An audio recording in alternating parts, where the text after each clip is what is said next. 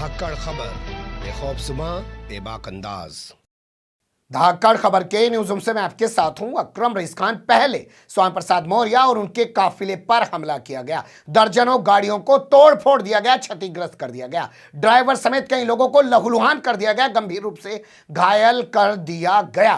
पिता पर हुए हमले की जानकारी मिलने के बाद भारतीय जनता पार्टी की सांसद संघमित्रा मौर्य जब मौके पर पहुंची तो आरोप है कि भारतीय जनता पार्टी के गुंडों ने उन्हें भी घेर लिया, उन पर भी हमला किया। लेकिन मौके पर पुलिस पहुंच गई और पुलिस ने किसी प्रकार उनको बचा लिया। लेकिन अब उससे भी बड़ी खबर आ रही है।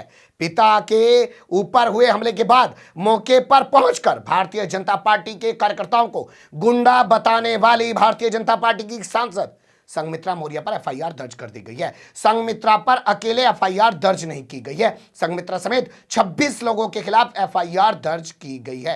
कैसे पूरा घटनाक्रम सामने आया है और किन किन लोगों के खिलाफ एफआईआर दर्ज की गई है, विस्तार से आपके सामने रखूंगा। यह भी बताने की कोशिश करूंगा कि क्या इस मामले में भारतीय जनता पार्टी के उन तथाकथित गुंडों के खिलाफ भी कोई एफआईआर दर्ज की गई है या नहीं की गई है, और पूरे मामले पर यहां का डीएम, यहां का एसपी किस तरीके का बयान दे रहा है, और पूरा घटनाक्रम जो कल ये घटा था वो पूरा घटनाक्रम असल में है क्या, उसे भी विस्तार से आपके सामने रखने जा रहा हूं। लेकिन सबसे पहले चलते हैं ताजा खबर की तरफ। देखिए, जब मैं कह रहा हूं कि ताजा खबर की तरफ चलते हैं तो उसका मतलब यह है कि आज की खबर, घटना असल में कल की है, तो आज का घटनाक्रम सबसे पहले आपके सामने रख देते हैं। आज का घटनाक्रम कुछ इस प्रकार है कि संघमित्रा मौर्य समेत 26 लोगों के खिलाफ भारतीय जनता पार्टी के लोगों के जरिए एफआईआर दर्ज कराई गई है। उसमें आरोप लगाया गया है कि उन्होंने अपने साथियों के साथ मिलकर भारतीय जनता पार्टी के कार्यकर्ताओं पर हमला किया है। जी हां, ये खबर जो मैं आपके सामने रख रहा हूं। लेकिन सिर्फ ये एक एफआईआर दर्ज नहीं की गई है, इसके अलावा एक एफआईआर और दर्ज की गई है।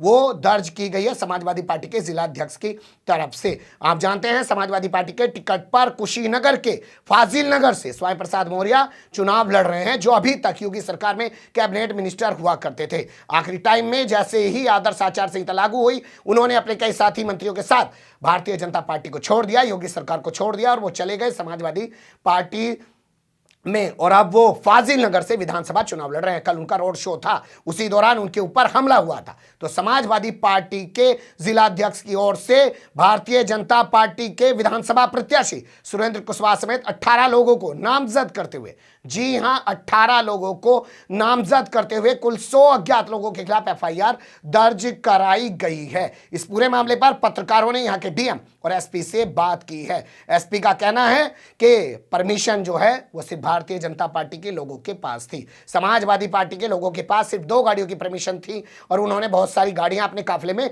जुटा रखी थी। जैसे आपने देखा होगा, स्वामी प्रसाद मौर्य भी दावा कर रहे हैं कि दर्जनों गाड़ियों को तोड़ा गया है, वो बाकायदा परमिशन लेकर अपना रोड शो निकाल रहे थे। एसपी के बयान को ध्यान से सुनिए, बहुत सारे सवालों का जवाब आपको कानून व्यवस्था को लेकर खुद ही मिल जाएगा कि क्या गलत और क्या सही, और प्रशासन कितना सही कर रहा है और कितना गलत कर रहा है। सुन लीजिए डीएम के बगल में खड़े होकर बोल रहे एसपी को।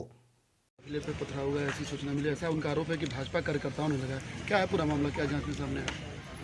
ये करीब 3:30 बजे के आसपास एक सूचना मिली थी। ये गुड़वरिया बाज़ार के पास एक घटना हो गई थी, तो यहाँ मौके पे आया था। उसमें कुछ वीडियोग्राफी हमने जो देखा, ये स्वामी प्रसाद मौर्य जी के काफिला लगभग, जिसमें 25 गाड़ियाँ थी, वो इधर गुड़वरिया बाज़ार की ओर आ रही थी, और इधर से एक रैली जो बीजेपी का जो समर्थक थे वो इधर से जा रहे थे। तो दोनों आमने सामने आ गए थे और कुछ वहाँ पे मौके पे अचानक कुछ स्लोगनेरिंग हुआ, जिसको लेके कुछ पथराव चलाने का आरोप है।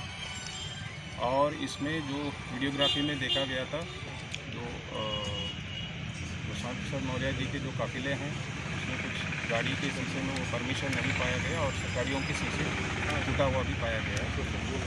और बाकी स्टेट का जो है, ये एक रैली के लिए परमिशन ले रखे थे। अभी इसको लेके विवेचना जो पुलिस जांच में जुटी है, कोई तहरीर देगा तो आगे की कार्रवाई की जाएगी। नहीं, दोनों तरफ से तहरीर थाने पर दी गई है, तो क्या जांच में आपने पाया, कैसे यह मामला हुआ है? नहीं, अभी जो तहरीर देंगे, तहरीर में पहले एफआईआर दर्ज की जाएगी, उसके बाद विवेचना जारी होगी।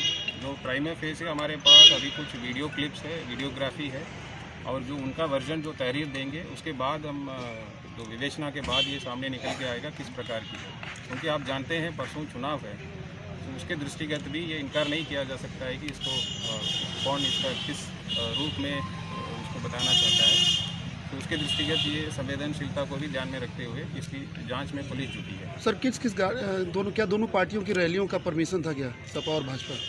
नहीं, भाजपा की ओर से परमिशन लिया गया एक रैली का, और इनका जो है जो सपा कैंडिडेट का उनके खुद का और एक गाड़ी का, जो 2 गाड़ी का परमिशन थी, बट काफिले में और भी गाड़ियां थी जिसमें परमिशन नहीं था। तो क्या आचार संहिता का उल्लंघन है तो इस पर FIR दर्ज हो रहा है? नहीं, अभी ये प्राइमा फेसिया तो बिना परमिशन की गाड़ी उसमें देखने को मिली।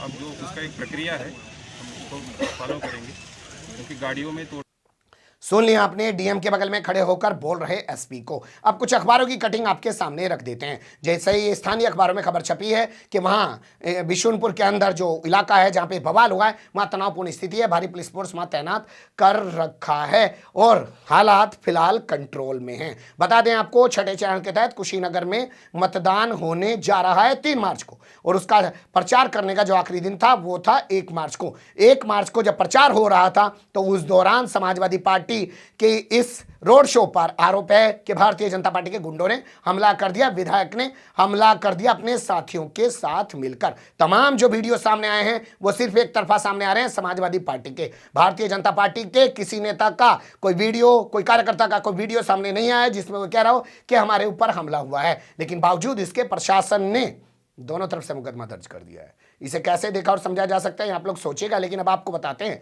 कि उस दौरान हुआ क्या था। जी हां, ये भी जान लीजिए उस दौरान हुआ क्या था। तो देखिए, कुछ तस्वीरें हम आपके सामने रख रहे हैं। ये हंगामे की तस्वीरें हैं जो उस समय सामने आई थी। जी हां, उस समय सामने आई थी। और उसके बाद दूसरी तस्वीर ये देखना शुरू कर सकते हैं जिसमें श्यामा प्रसाद मौर्य इस हमले के बाद धरने पर बैठ गए थे। लेकिन धरने पर बैठने से पहले कैसे उन्होंने पूरे हमले की जानकारी मीडिया कर्मियों को, पत्रकारों को दी थी, वो भी उनकी ज़बानी सुन लीजिए। आज निर्वाचन अधिकारी के द्वारा निर्धारित रूट मार्ग से समाजवादी पार्टी का रोड शो हो रहा था, चुनावी रोड शो हो रहा था, जिसमें एक सुनियोजित साजिश के तहत भारतीय जनता पार्टी के लोग लाठी, डंडा, हथियार और पत्थर के गिट्टी से व्यवस्थित होकर के सामूहिक रूप से हमला बोले, जिसमें मेरी गाड़ी भी बुरी तरह से टूट गई है। मेरे ड्राइवर का कान फट के थोड़ा उसका टुकड़ा निकल गया है। सैकड़ों गाड़ियां तोड़ दी गई हैं और साथ ही साथ सैकड़ों कार्यकर्ताओं को बुरी तरीके से दौड़ा के मारा है। चूंकि मैं दूसरी गाड़ी में बैठा था आज, इसलिए मेरी गाड़ी, जिस गाड़ी में बैठा तो आगे निकल गई। मेरी जो परमानेंट गाड़ी है जिससे मैं चलता हूं, जिसका नंबर सबको मालूम है, उस नंबर पर इन लोगों ने हमला किया।